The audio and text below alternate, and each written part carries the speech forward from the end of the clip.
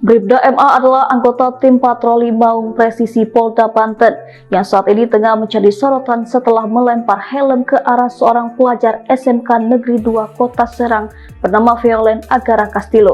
Insiden tersebut mengakibatkan Violen mengalami luka parah di kepala dan saat ini dalam kondisi kritis. Sebagai anggota personel Ditsamapta Polda Banten, Bribda MA kini sedang menjalani proses pemeriksaan internal dan ditempatkan dalam ruang khusus atau patsus guna penanganan lebih lanjut.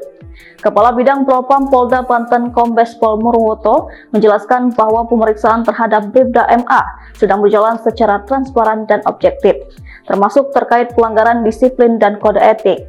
Murwoto menerangkan bahwa tindakan melempar helm tersebut dilakukan secara refleks oleh Bribda MA yang menilai kendaraan roda 2 yang dikendarai korban tampak seperti akan menabraknya.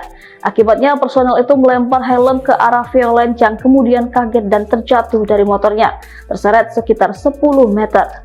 Kecelakaan itu menyebabkan Violen mengalami luka serius di wajah, kepala, dan kaki terutama karena saat kejadian korban tidak mengenakan helm pelindung.